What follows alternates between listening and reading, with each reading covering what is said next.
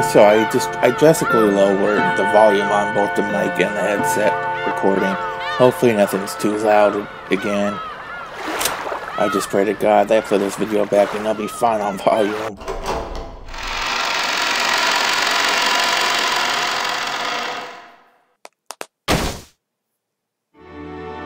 Step it up, what are you doing? Slugging off in the fighting so close.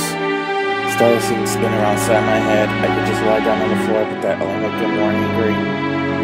I got no intention of being obedient, still it'd be stupid to get myself punched for no reason, so I got up and stood attention.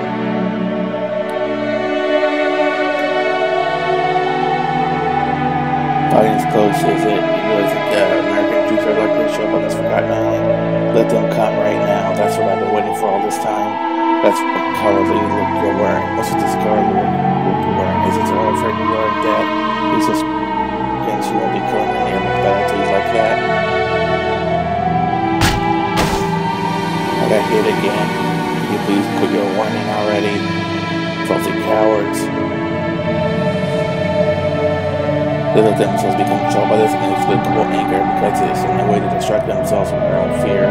Heart and spirit aren't of any use when the battle becomes hopeless. When trapped by an insurmountable hopelessness, humans rely on several of the emotions to escape their fear. For these young and inexperienced soldiers, anger was a very convenient emotion to fall back upon.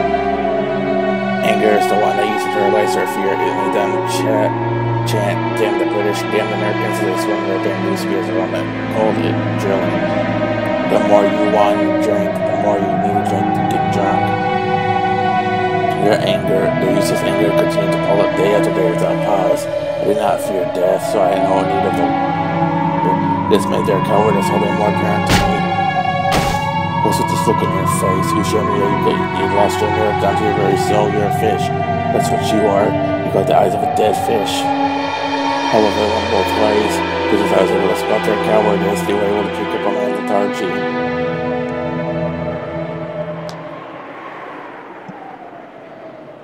Is Ushumi Akinzo here? The lieutenant's looking for you. Stand up. No slouching about. Double time. First Lieutenant Yamamoto was the commanding officer in charge of the Rokenjima garrison. He was just another filthy coward trying to forget his fear with violence and would often reprimand his subordinates for slacking off at the drop of a hat. Whenever he was in a good mood and started spouting on stories of his life, they were all about how much of a thug he had been, ignoring the rules of society, on and on about so-and-so was a prick, so he taught him a lesson. Or how everyone was so scared of him that he got special talking about what a vile human he was, so it was a badge of honor. Normally I had nothing to do with this lieutenant who couldn't respect in any way. He'd always hang around with his non-commissioned subordinates, so as long as I treated him with a snappy salute, or I could more or less ignore him for the time being. Now that the construction project on this island had been suspended indefinitely, there was no longer any use for an engineer like me, so why did the lieutenant ask to see me specifically? At that moment I could think of anything. Oh, Ushumi, I hear you're good with foreign languages. Is that true? I am proficient in both English and Chinese, sir. The lieutenant liked to brag about his education in front of the non-commissioned officers, but he held a bit of a grudge against me for being even more highly educated than him. Since he also felt uncomfortable about having a subordinate who was older than him, I wasn't exactly the type he'd be willing to confide in. It's just the fact that I knew several languages must have hurt his pride. What about Italian? I don't speak that, so you wouldn't be much help as an interpreter between me and Italian. It should be possible if they could speak English as well. Yes, very true. Have you ever talked with a foreigner in English? I have. Why on earth would he need an interpreter in a cave on an uninhabited island that even our superiors forgot about? This question made it clear that some guest had arrived in Rokenjima who needed an interpreter. Good. Ushumi, you'll be my interpreter. That's in order. That evening, I found out exactly what he was talking about.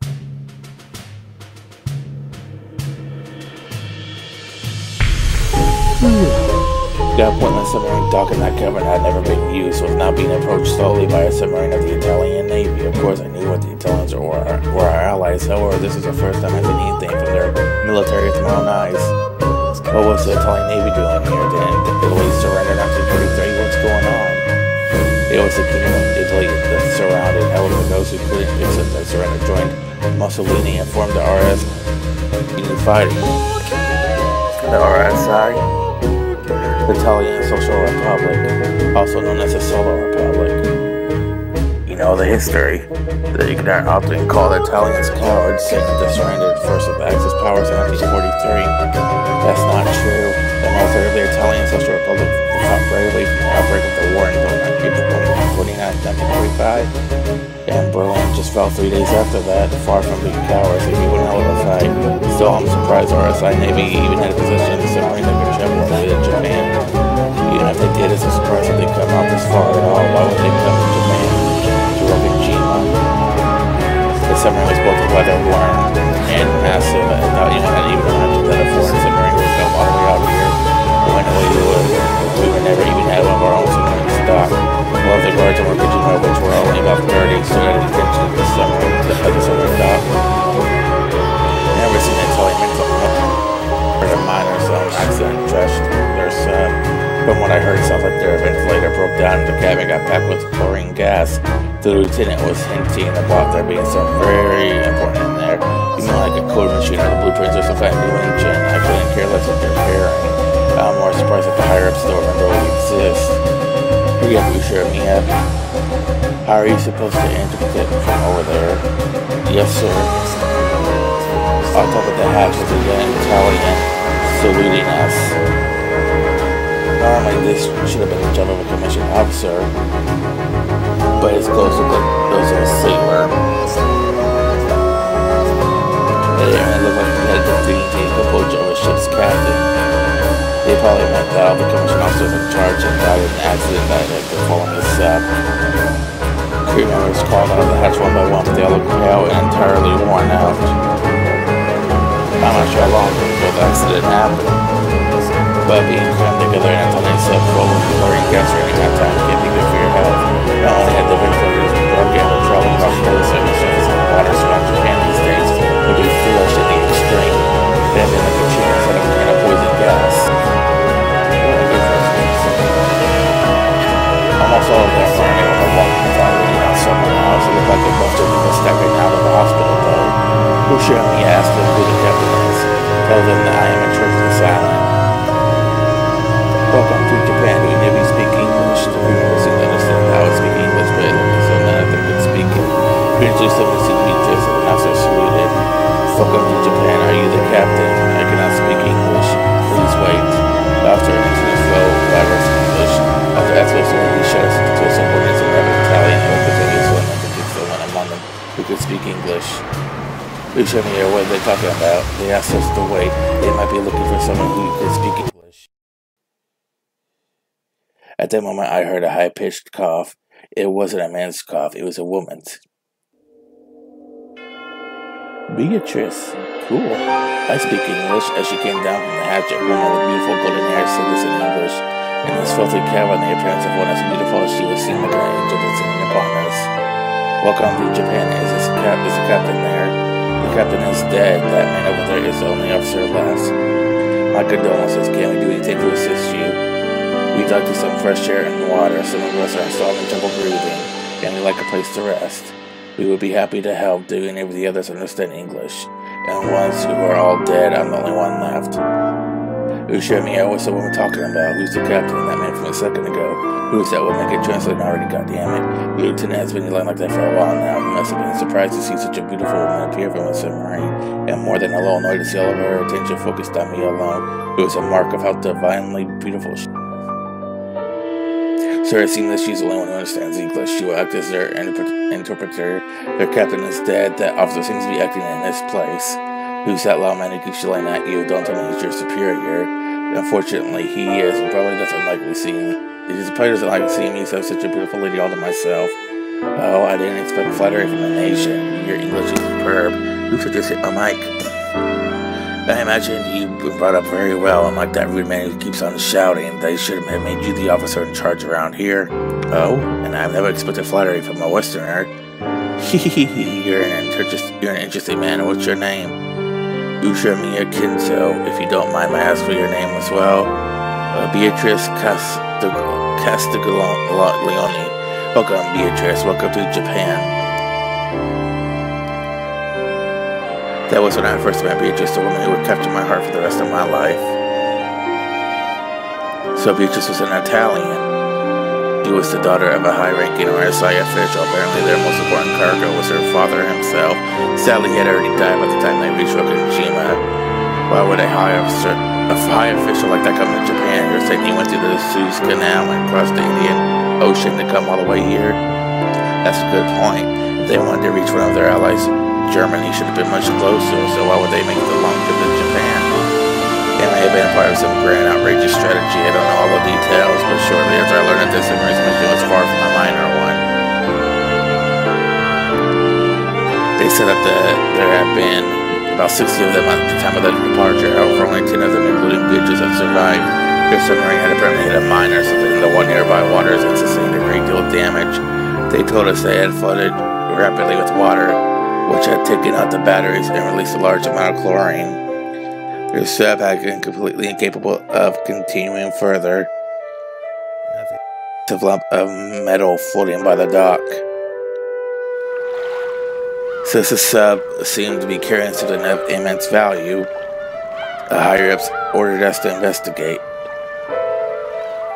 After questioning Italians with Beatrice and me acting as a double interpreters, we concluded that the sustain of immense value must have been her father himself.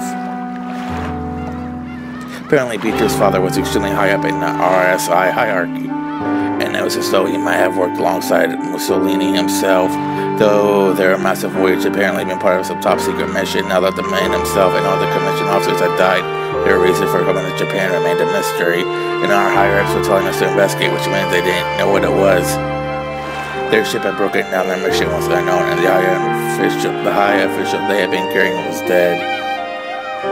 And even the Japanese government didn't know why they were here. They were telling us great and perilous voyage had come to a meaningless and utter.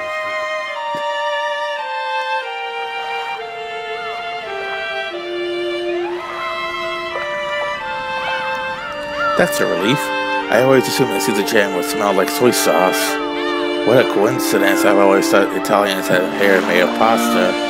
Of course we do. You don't know how hard it is to get that perfect al dente texture. I imagine you Japanese always spaghetti al nero. I see you've done your homework. In Japan we use squid ink instead of shampoo. Yeah, you really are amazing, Kinzo. It seems you know everything. Have you ever been to Italy? Never. I have read a lot of books though. An Asian man reading Italian books. Wow, what kind of books? Niccolo Machiavelli and Dante Alighieri. So I know, of course, that you're the Eternal Lady. Oh, what a surprise. You must be quite the bookworm. Does this mean you came from some Japanese noble family? Who knows? You're completely different from most savage-looking Japanese soldiers. You must have come from a noble family. Are the Ushiramiya sort of Japanese aristocrats? Of course not. They just managed to strike it rich in the spinning industry and the recent generations. I didn't study all that. It was part of some noble's history. I just did it because I wasn't allowed to do anything except read, play around the roses, and get myself drunk.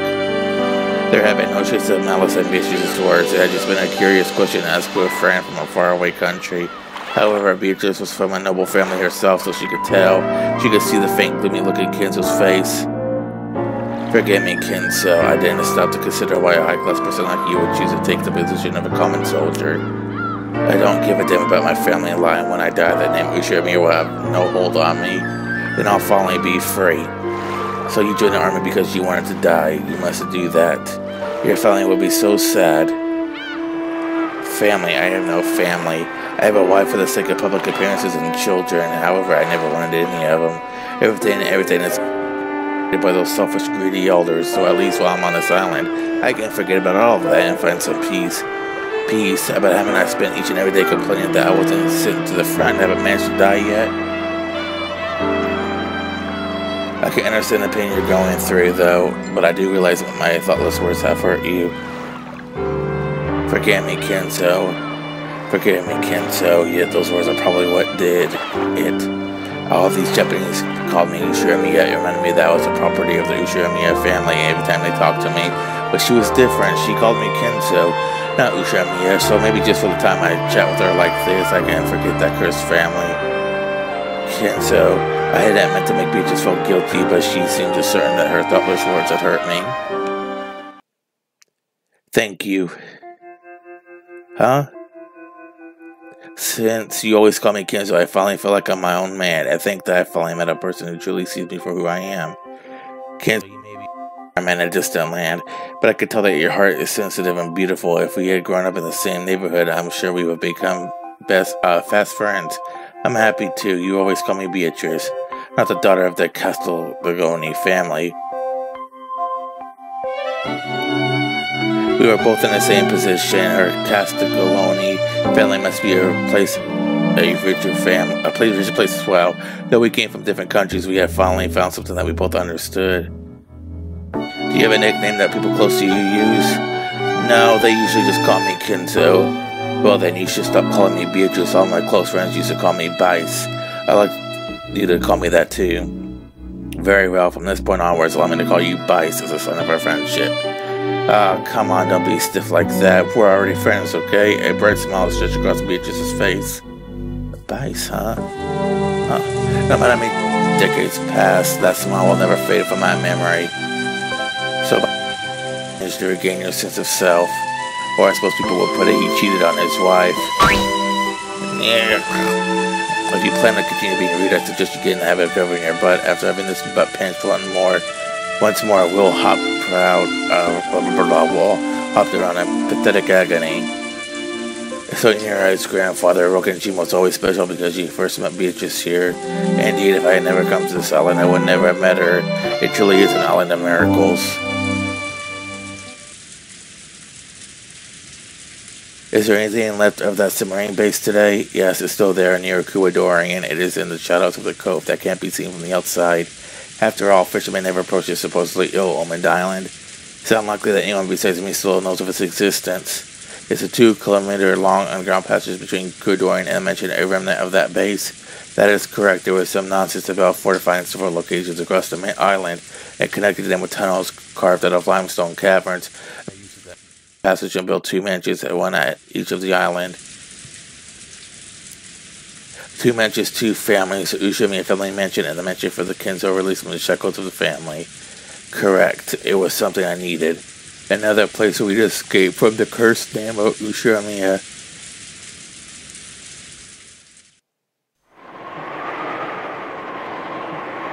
Okay guys, I'm gonna take a few minute break here. Okay. Still, I do feel bad for you. It must be awful to have come all the way out here and able to fulfill your mission. I don't really know what Papa's plans was. He said he needed to run far away to hide it until the time came. And what is it? I don't know. It's very important, and he planned to hide it for many years until the right moment.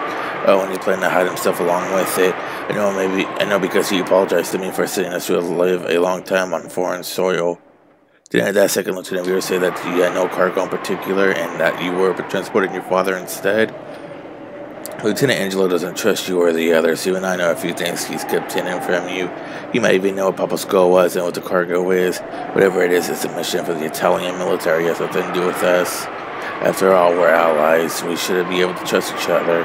I have no doubts that you're a good person, Ken, so I even told Lieutenant Angelo that you're a man we can trust, but why is it that men always get so rigid and uptight when they're in a strange land? Normally they're all bright and cheery people. Ever since we came here, there's been a strange feeling of tension.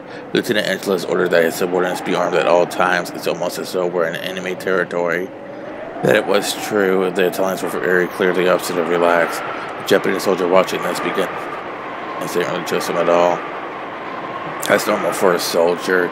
This is precisely the time for them to straighten up their guard so they don't embarrass themselves in front of a friendly army. They have a person to stand and watch every time they sleep, and they're still keeping a lookout to make sure none of you approach the submarine, even though it's nothing more than an unusable scrap heap now. It's almost as though they're clearly prejudiced against the Japanese, and that bothers me. True, they had separate constant sentry, but the submarine had refused to let any of the Japanese soldiers come here. They said it made the Japanese particularly happy. However, the submarines are treated as classified in all countries. Maybe it's just natural for them to stop foreigners from approaching it without reason. They are probably uncomfortable with being made to live in a way they aren't used to. The boats that's supposed to take you back to mainland are still being delayed by weather and problems of the command chain. Just how long will it take before they can send you there? We had been told that the boat was sent for them directly from the mainland, but apparently thanks to the weather problems of the command chain and recent air raids, they had no ships that could spare on this. There may have been political issues as well. After all, the Italians' homeland had already surrendered to the Allies. I didn't know the details. The only thing I knew for sure was that they'd been stuck on Okajima for 2 whole weeks and no one had come to get them. Of course, we had some small boats in Okajima. There was nothing physically stopping us from taking them to a nearby island.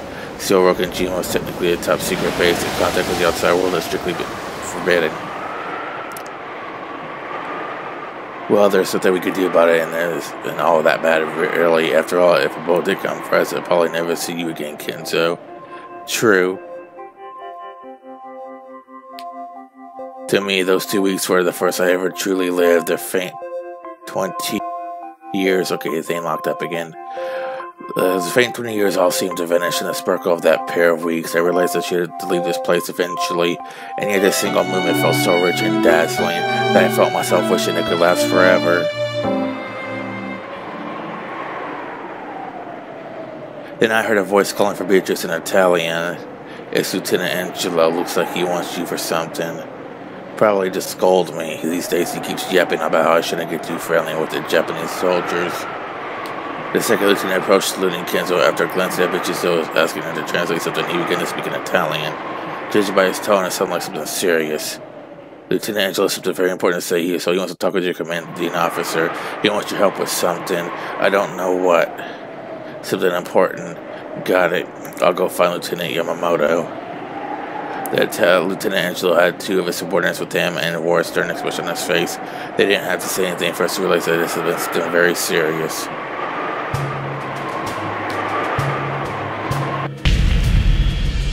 That's it. Lift it up. The winch creaked and the thick chains rang out a dull clang. Very, very slowly it was lifted up out of the submarine's cargo hold. Now I get it. So this is to their sub. The first lieutenant and the others looked at the winch was slowly lifting up. All of them were unpleasant forced smiles. Unbelievable. So this is what Papa brought this way.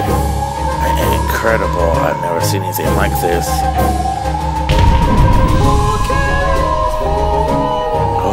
Gold. It was a mountain of gold ingots.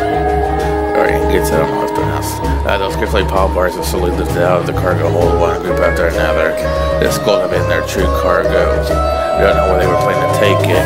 They might have been trying to sneak it into Japan, one of their allies, or they might have been on their way to hide in some remote area. Was it some sort of strategy, a conspiracy, embezzlement, top secret transportation of wealth? This like a principal amount of gold led to all sorts of dark suspicions, but we didn't know anything about the truth. All told, the gold weighed an incredible 10 tons. That was so much juice we could wrap our minds around at the moment. They had strongly resisted showing this to what the marine could no longer make sea, and it was apparently continuing to take in the water bit by bit.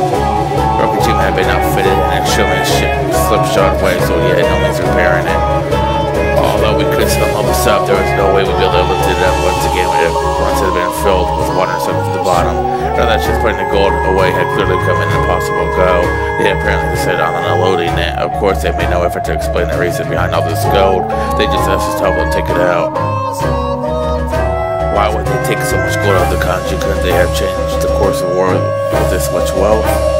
Weapons changed the course of war, but after the war they weren't useful for anything. Money can also change the course, but it remains just valuable after the war. There is no longer any way to change the course of this war. The Axis powers were probably all Allied victory. Anyone could tell that simply by looking at the American planes flying across the sky day after day.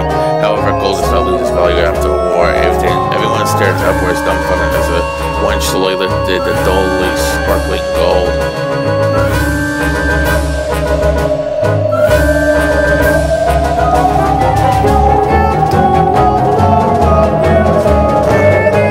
Only 24 minutes, I guess I'll have to go a little bit longer. It's only 10 o'clock.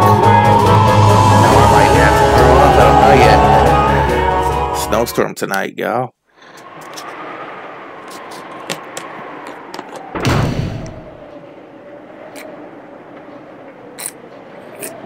Oh yeah, that's good. Pink lemonade, y'all, it's really good. Okay, back to it. Lieutenant Yamamoto are telling us that want us to tell them mainland about this gold. So they don't want our country to snatch it away.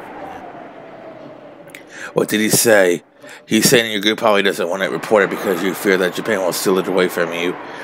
Lieutenant Angelo is actually more afraid of Italy itself finding out. To us, our homeland's current government is a mere puppet set up by the Allied forces. If they find out the gold will be returned to them. However, that would be the same as handing the gold over to our enemies. They come all this way to make sure that the gold didn't fall into enemy hands. They needed to hide it from that puppet government until their homeland could be truly restored. Umineko, make a proposal to the Italians. Tell them that we wish to offer our assistance. What sort of assistance? Let's see if we got this straight. They want that gold kept secret so their homeland doesn't find out about it, but they'll need to find out at least a transport ship if they plan to carry it out of this island. If they try that, though, the mainland will hear about it, which means the Italian government will too. That's right. In other words, there's no longer a way to take that gold off Okajima. Their mission must have been hide the gold in absolute secrecy until the day of their homeland's restoration. Later on, several possible rumors circulated. Germany also moved much of its secret wealth to certain hidden areas in South America just prior to its collapse. It was a very natural conclusion to reach that submarine was their only method of transporting the gold in secrecy and had become completely useless. They can't fully stop the water from seeping in, and they'd probably sink completely before much longer. There's no longer any way for them to transport the gold in secrecy. In other words, their mission was to end in failure here in the Far East, so just that was Lieutenant Yamamoto proposing that we assist them. The Okajima base is top secret and no one knows about it.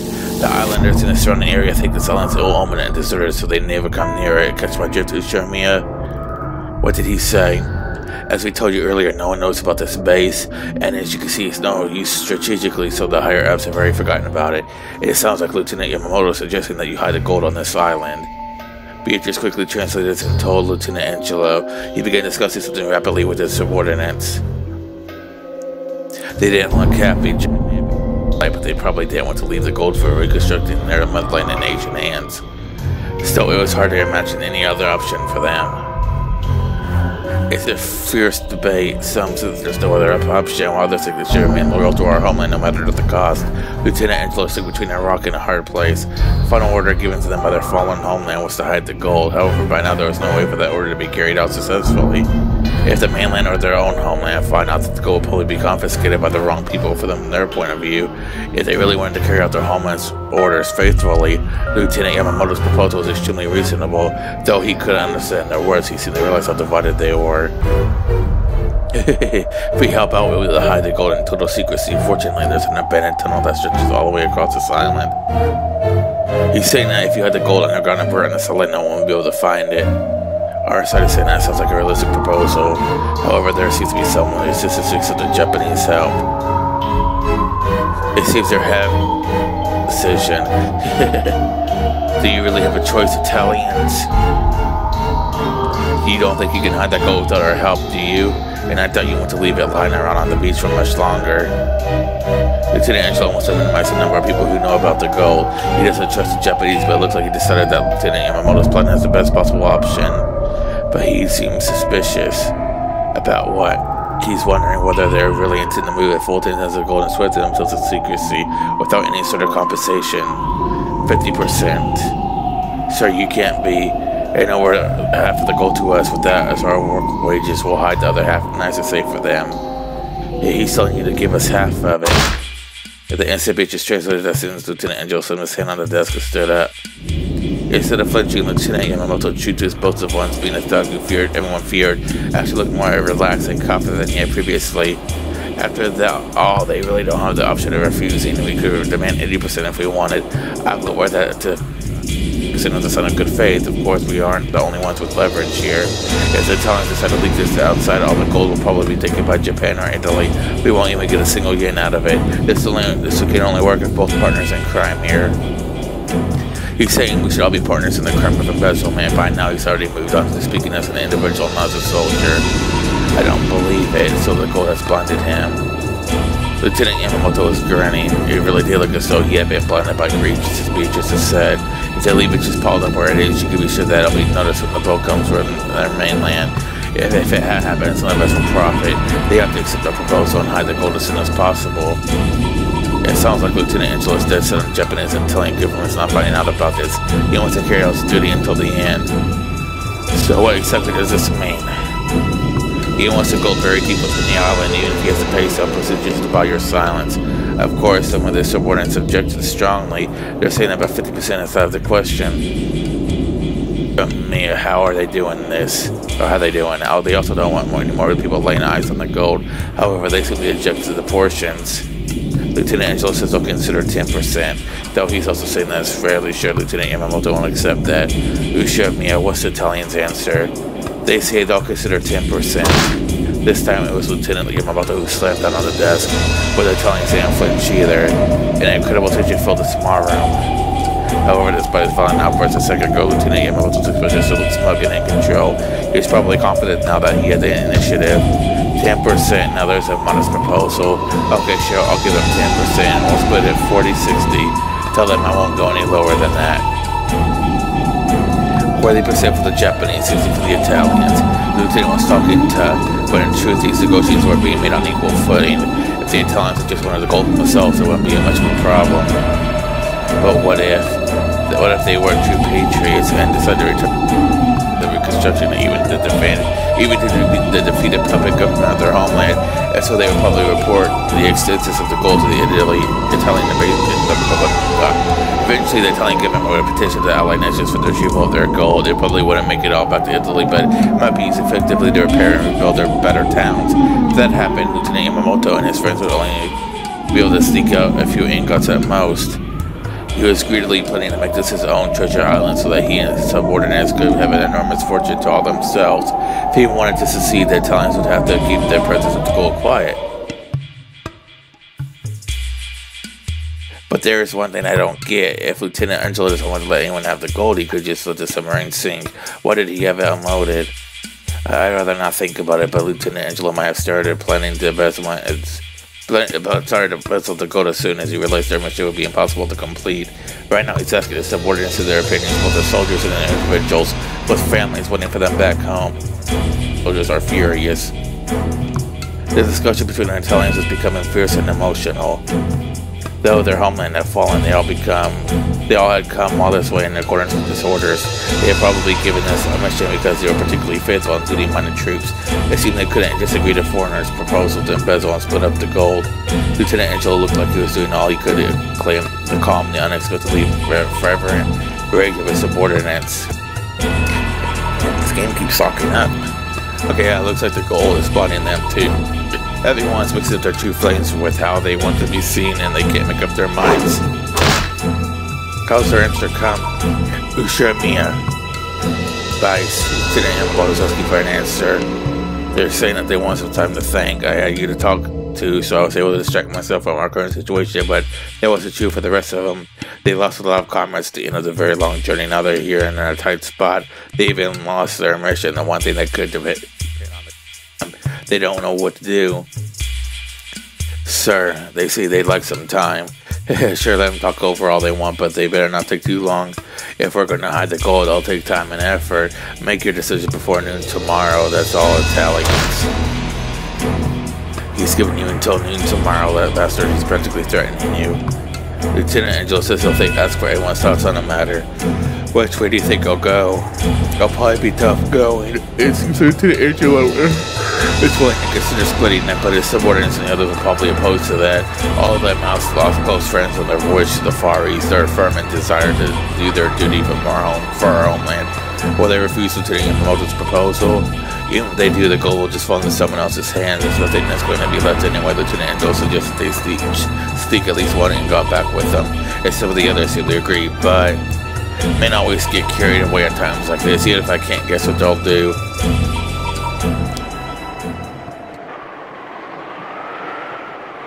Okay guys, I'm gonna take another few minute break here. Okay. I imagine the Italians had complicated feelings about all this, and their eyes to Italy that surrounded was probably a little better than an enemy country, letting the gold go back through and make their entire voyage meaningless. However, embezzling and divvying up the gold would also make the whole voyage meaningless. The country they felt obligated to serve had already fallen. That alone destroyed the significance of their journey, not a happy story for them. If it's bound to be meaningless anyway, wouldn't keeping hold of even just a few ingots be better than nothing? Sure, if you were to calculate should have profit and loss, but men aren't like that. The Italians were gathered in a cramped room, arguing fiercely. I don't like it. We must remain true to our soldier spirit until the end for the sake of our fallen comrades. Now you define remaining true by hiding the gold on this island, by accepting the proposals. We can't trust them, especially that Yamamoto person. We mustn't let our guards down. Unloading the gold and letting the Japanese see it was a huge mistake. We should have let it sink with the sub. I wonder if let's just sink it right into the Japanese base. It would have been pulled up eventually. That wouldn't have had anything. It doesn't matter. There's no way to get the gold off this island without anyone knowing. If we had just taken the honorable path and scuttled off the sub, none of this would have happened. If we had known that the sub would be broken beyond repair, why did the lieutenant commander contact the Japanese military and ask for help? How was he planning to carry on our mission if they found out about the gold? Our mission was a failure from the moment he asked them for help. All of us, the families, waiting for us back home, and we've done more than our part. I'd say voyaging all the way to the island country in the Far East. You might have called this fair and just payment for our services. Cheddar, cheddar, cheddar, cheddar, cheddar. Lieutenant Angelo, if the Japanese prove to be less than amicable, we need to prepare to measures. And what do you mean by extreme measures, Corporal? Someone gulped. A citizen hung over their room. The Japanese here are pushovers. They're all cowards with no battle experience. And we're the elite. We know the layout of almost the entire base, along with the number of Japanese troops and how they're arranged. If Lieutenant Angelo gives us the order, we should be able to subdue them quickly. Only a few of them, Yamamoto included, look like fighters. The rest are just laborers attached to the military. It may look like they have advantage of numbers, but we have the greater military force. If we kill the Japanese, so exactly what we're going to say when the what we're going to say when the boat comes to pick us up. You really think they'll work? There should be plenty of ways to work as long as the corpses aren't found. Lieutenant Angelo, it'll be easy to subdue this base. If we kill Yamamoto and the few strong fighters, the laborers will probably surrender easily. Let's have them carry the gold and bury it. Of course, we'll have to silence them afterwards. Are you suggesting we massacre all of them? Let's do it. If we kill them all, no one will know about the gold. The supposedly locked door opened slightly, and a metal object was thrown in. Granada. As a yell rang out, the table was kicked over to be used as a shield, and they all jumped to the floor.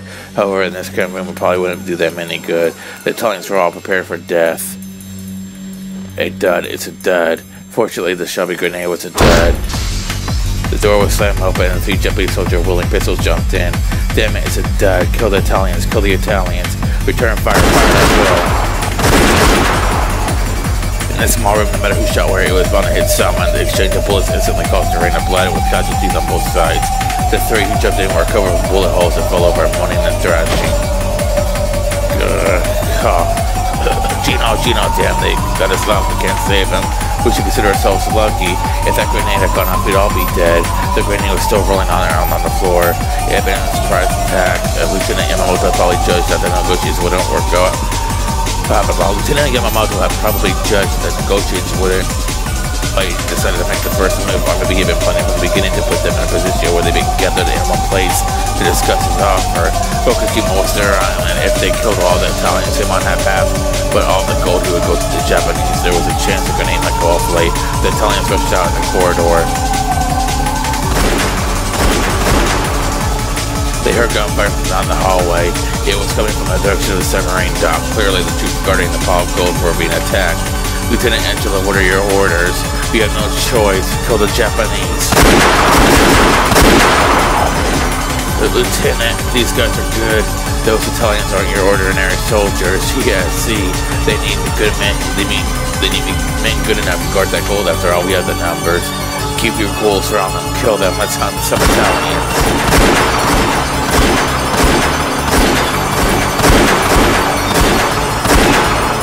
Damn, a low seizure warning? Damn. As soon as I heard the sound of a repeated gun, I knew that civilian had been smoldering since the time the gold was unloaded and finally burst.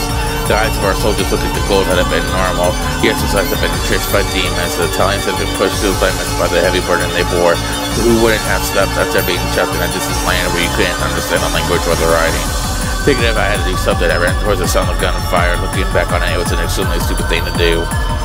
That sound meant there were people shooting at each other, people killing each other, and yet unarmed as I was, I dashed towards the sun, so I was trying to imitate some schoolyard fight. It didn't take long before I learned how foolish that naive That was in the heat of battle. Hiroka, born after Hiroka was lying face down, his entire body drenched in blood. Judging by the trail blood left behind him, it was clear that he had somehow managed to crawl here from a different room before dying. He was still twitching, he might not be dead yet. But on this all I'm without a doctor, knowing if he had a doctor who could possibly slip him into a bit shot this many times in the chest. When I looked in the room, he must have crawled out of. I saw 2 more bloodstained Japanese corpses. It fell backwards pathetically on my butt, my mouth hanging open in shock. I can't even think of it as the first time I'd ever faced death in my life. The entire world was at war, even though millions were dying both east and west.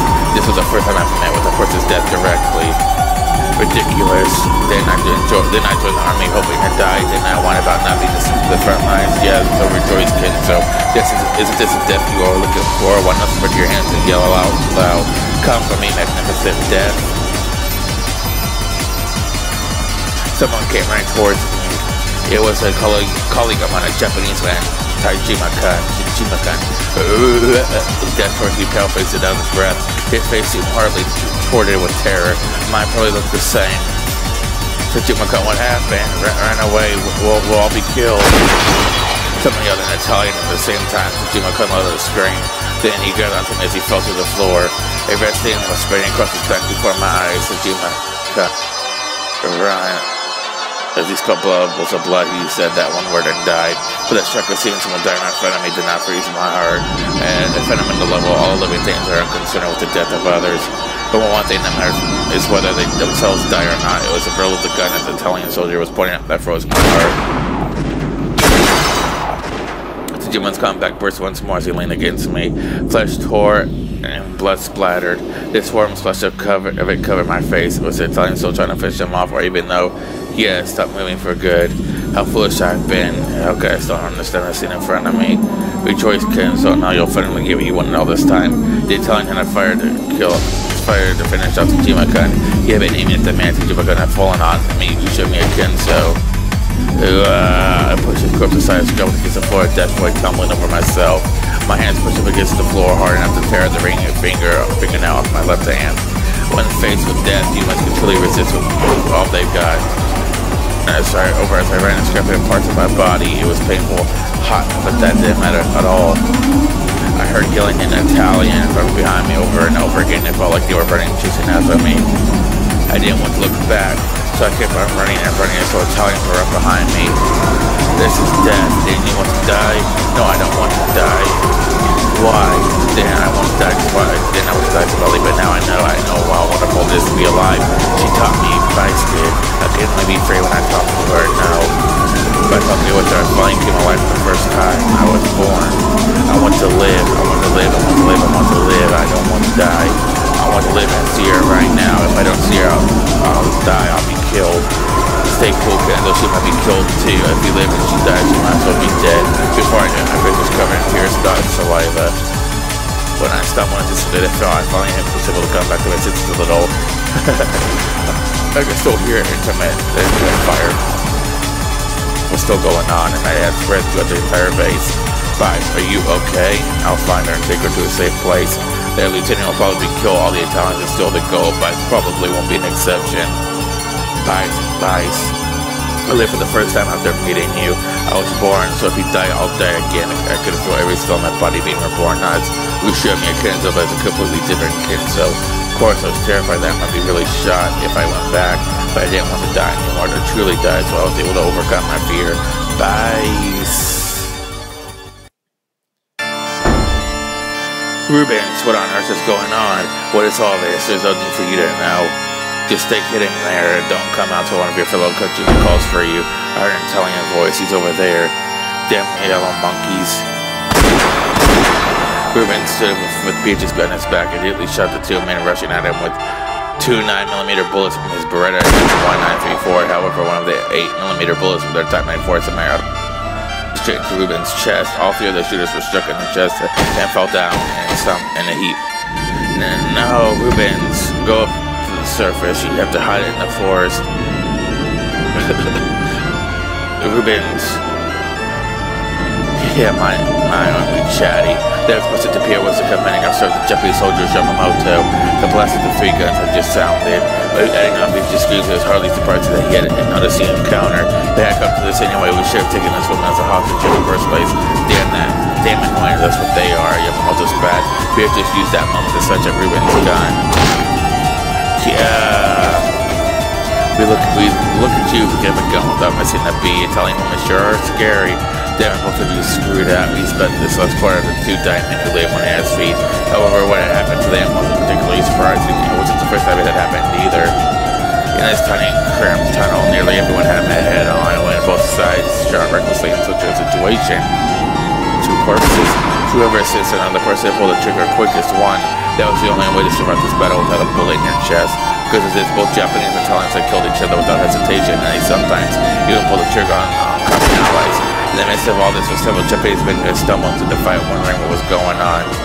It didn't matter whether the other person was holding their gun or not. Everyone had reflexively pulled the trigger at the sight of anyone other than themselves, trying to stay alive. The entire base was being wrapped up in the slaughter. There was a fierce gun battle taking place on a submarine dock, and a massacre resembling a hunt was taking place inside the base. Most of the non-combatants assigned to this base were killed before they knew what was going on. The Italians were indeed quite seasoned troops, but their numbers began to drop bit by bit. Bloodstained corpses were scattered everywhere. After first, it was probably been a proper gunfight. However, as their minds began to grow weary and numb, it developed into that most basic cause of wars throughout humanity, that is, you don't understand. Whenever they heard words they didn't understand, they pulled the trigger. By that point, the screams of foreigners sounded no different from those of man-shaped beasts. After all, they couldn't understand the pleading in another language, so that long ago turned into a mere massacre. As the number of deaths would pass, the number of living songs began to return to the base. Just so they felt as though everyone had died, and you could hear the distant sound of the wind blowing through the wing caves. There would be a sudden scream, the crisp sound of a gun. You remember that massacre wasn't over yet.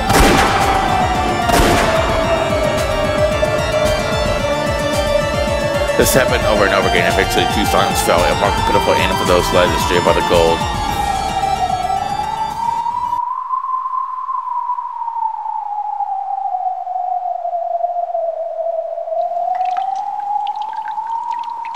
The leader of the Italian soldiers, Angelo, had managed to survive somehow.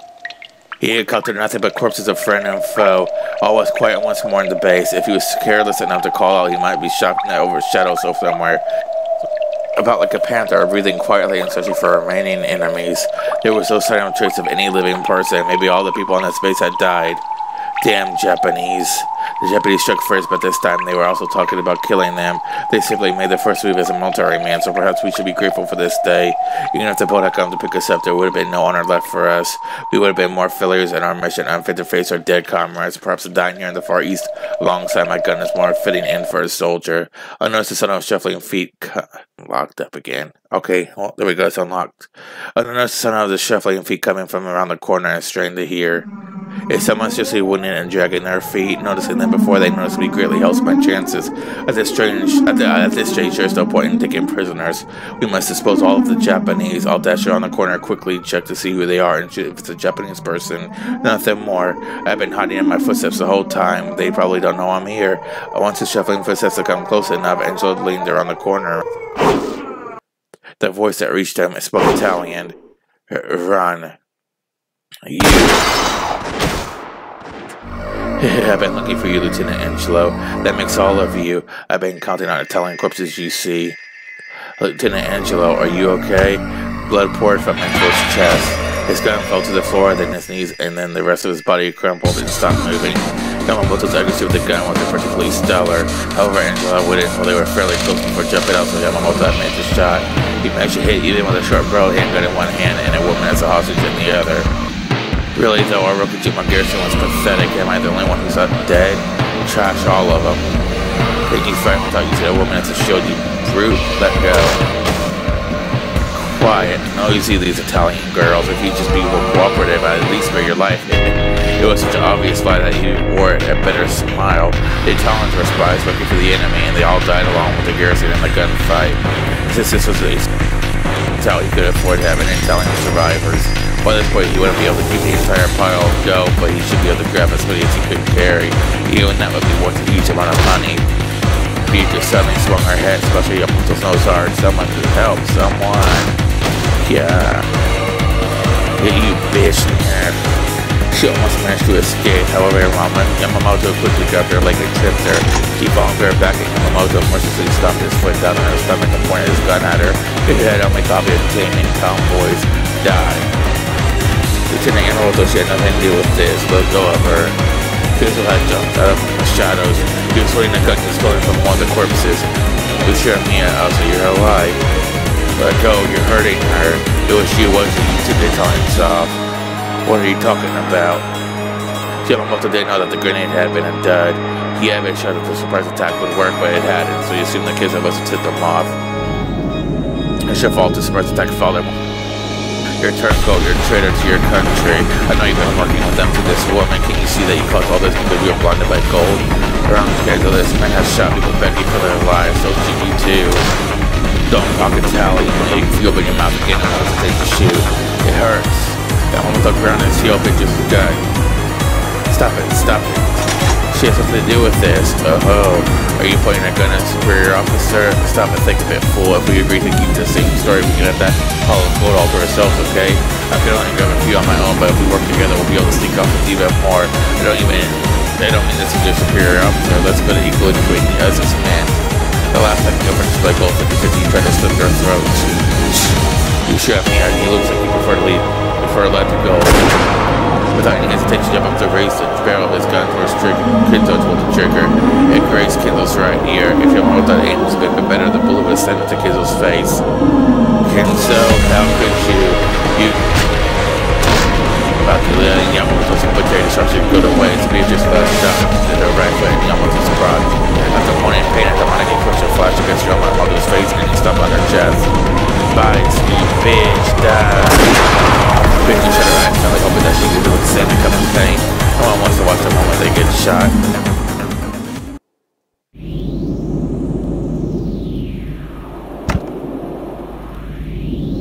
Oh, I bet Yamamoto got shot. you. Blood splash poured out of Yamamoto's chest. Just as you took someone's lives for your own personal reasons, I'll take your life for mine. Could Yamamoto hear Kenzo's words until the end? And at such moments he seemed to grin. Then slowly he fell backwards with a spurt of blood.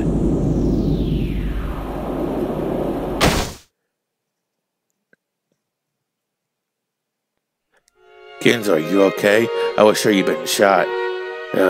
Beatrice tried to and started coughing. Bice, are you hurt? My ribs are hurting. The brute really was stopping them hard. Will you be okay? I hope they aren't broken. Italian women don't break so easily, but thanks. I owe you my life. If you hadn't come, it would have been ended there. Yamamoto showed no mercy. Her ribs were probably cracked. We didn't have the option of waiting possibly for several days for that ship was coming. I made a decision to carry her away from the island. The men who kept yelling about preserving the secrecy of the base is lying there dead. The next island over, Nijima is close. A small boat would be more than enough to get us there. I need to take you to a hospital, though one might be more serious than you realize. That's interesting. I never knew there was a hospital on this island. There isn't. A boat should get us to the next island over. We'll get you to a hospital. As for me, unless I cleverly cover up what happened on this island, I might end up getting court-martialed just for being here. I have a request. Please don't take me to a hospital. Why? If we go to a hospital and the embassy is contacted, I'll eventually be sent back to Italy. If that happens, I'll be interrogated about all kinds of things. I will acknowledge the bastards who let Mama die. There's no homeland for me to return now. This is the end for me, so there's nowhere I want to go anymore. Lieutenant Angelo, Rubens, everyone who was so kind to me, they're all dead. And because of that, you want to die here too? I thought you said Italian women aren't weak. Live. Hey Kenzo, what does it mean to live? You're the one who taught me, aren't you? Living is more than just breathing. I don't want to go back to Italy. Bice, you said that you were dead until you met me, but it's the same for me. I died in a submarine. My homeland fell. Mama died. Even Papa died. I prayed that our sub would just sink to the bottom of the ocean. So when we reached this place, I was actually disappointed that we survived. Then right after that, Lieutenant Angel started asking whether anyone could speak English. When Kenzo met Beatrice, he finally forgot about dying. And when Beatrice met Kenzo, she Now that I've lost my homeland, my family, and my friends, my only wish is for you to kidnap me and take me away with you. But I know that a wish that can't possibly come true, so at the very least, I want to be with you until the boat comes for us. I don't care about the pain in my chest. After all, when the boat comes and takes me away, I'll die. Beatrice spoke to smiling softly. She did her best to hide the pain in her chest. Please, Kenzo, just for the few days until the boat comes, kidnap me. That's a wish I can't grant. Looking apologetic, Kenzo lifted up Beato up gently and set her in the boat. Coward, so Japanese men aren't weak after all. Here I am a coward, so I could only grant you half of your wish.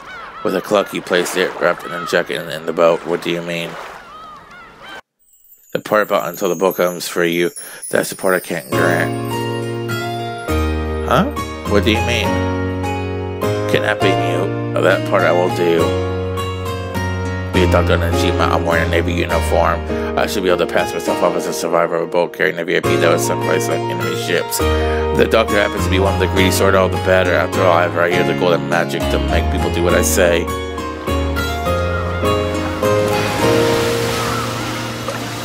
A witch from a distant country took my lifeless body and gave me a soul. A woman came to me with gold and provided me with her magic. You are a witch, the golden witch. Yes, the golden witch. Even though I use the same recipe as anyone else, only my alchemy can turn pasta into a smoking black heap. Just like you, I'm not telling, but of course I'll live just as long as you're with me. If you go, I'll die straight away. I won't let you die. Really. No matter what.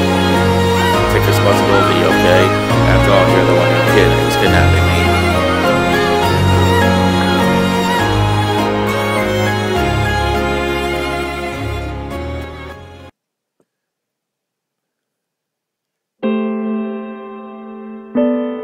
Oh, it's Dr. Nanjo. I see, so Kiza-san told you that much. Then wait, was it you? You're the Najima doctor who grandfather took Beatrice to see. Why are you so shocked? It should have left to mind ever since the worst Najima doctor. All of a sudden, a soldier of the Navy appeared along with a foreign woman. Of course, I was astounded. And then he actually told me to share your wounds confidentially since their presence was a military secret. Was it the first time you met grandfather? Yes, that was when we first met. So you're the greedy doctor who followed orders for the sick of gold. That's a bit harsh. He suddenly brought a foreign woman patient and explained to me this was a military secret. Promised he'd pay the medical fees later and handed me a gold ingot as collateral. I didn't want to get involved with any funny business. I was reluctant to say the least. I see your point, but in the end you did conceal your Beatrice, didn't you? I may not be as skilled as Kenzo, but I do have some familiarity with the... Managed to overhear a part of their conversation, and that was enough to convince me that they're not troublesome people. Of course, I were to say that the ingot didn't tip me, that would be a lie. It was much younger than you see. What happened to her next? I treated her for some time before a messenger from the Ushimiya family came and said that she would be moved to Odawara. They took her away. So grandfather didn't come to get her himself. Regardless of how Kenzo explained away the incident on Rokinjima, he probably wouldn't be able to move about freely for some time afterwards. That precisely, Kenzo has said that deceiving the military was the greatest challenge of his life. So Beatrice went to Odawara, then what? I have heard that she hid in one of the unused villas. After all, Kenzo had already had a family at the time. It must have been tricky to manage.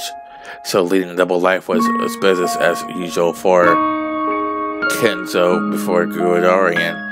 Whoosh. What are you doing? Is your butt itching? Later on, like Beatrice and grandfather continued their happy relationship in the villa from then on. I've had a modest, peaceful life. Several years later, they had a child.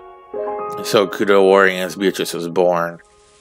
The birth didn't go well. It was truly a sad tale. You don't mean she died? Don't be surprised, because I believe his daughter was Beatrice reborn. You can't neglect the heart. It's possible to reason it out. You're right. My apologies. I don't know how many years Kenzo spent with her in Odawara. However, judging by the Kenzo son he grew to know afterwards, and one could tell how deeply he loved her, even if they had only a few years together. And I see. And then he made Kubodorian for his daughter.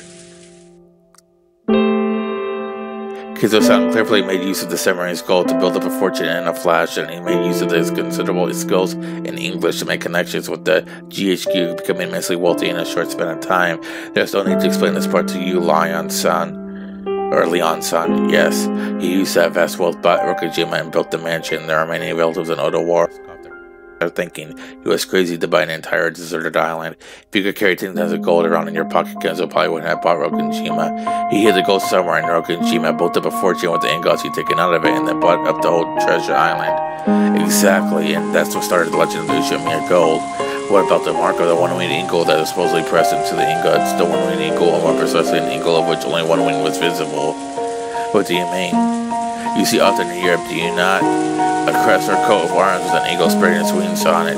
The flag of the Solo Republic also had an eagle, or was it a hawk? At any rate, it was somewhat burned up type and emblazoned on it. So the imprint was made too lightly, or else it was poorly done. Correct. They used a rough wartime press. It was probably supposed to look like a crest of an eagle spreading its wings. It was pressed in a slight slant, so half of it was too light to see. So half the eagle spreading its wings disappeared, making it look like a one-winged eagle. Kenzo thought the seal on the gold of Beatrice, the woman who brought fate, looked like a one-winged eagle. That's must be why he decided to make that his own crest. If the imprint hadn't been made correctly, it would have been an eagle of the Solar Republic's flag, or it could have been a two-headed. No, of course, not passing the night away with the Kenzo sun in front of the massive gold. No, of course not. Passing the night away with Kenzo's son in front of that massive pile of gold, drinking and wondering was truly an enjoyable experience. However, Kenzo's son didn't want people using that seal to figure out where the gold came from. The gold he took outside was all repressed with the one-winged eagle design he had created. And all he did was show you the gold? What a cheapskate. Of course, after becoming immensely rich, Kenzo's son came to me once more, saying he paid me in full and from the overdue medical expenses. The amount he came with was a bit much for his medical fees, though I did make sure to give him his change. And you'd been friends ever since? Yes, Kenzo's son was extremely grateful to me for keeping that secret and concealing Beatrice. Grandfather always said that the old relatives in Odawara were a bunch of greedy liars. I'm sure he appreciated you, Dr. Nancho. I think I understand why parts of that grandfather came to trust you. I also had some interest in foreign countries as well, so a hobby of playing chess. Kenzo's son and I have gotten along well ever since. It was a friendship that built up gradually, but it grew and strong enough before we knew it. Yes, we have been friends a very long time. People who deal with large amounts of money tend to be quite mindful of small amounts as well. When you refuse to accept anything more than the medical fees that must have earned you admiration. Ridiculous. I was just frightened by the large quantity of money. I began to regret it later. Wow, it seems I never had real guts. No need to worry there. Guts are one thing you've got no shortage of. You think so? Well, I appreciate the flattery, but that was a flattery. For at least one whole year after Kenzo's death, Nancho had taken part in hiding the secret of the death. Of course, also he must have given him some hush money. Still, there could be no doubt that he had enough guts to withstand pressure from the Kenzo's children for a long time once. Now that's taking that real. Now that's taking some real good. Now that's something that take real guts. That sense of duty must be part of your personality. Perhaps that's my only redeeming quality. That grandfather was blessed with a good friend.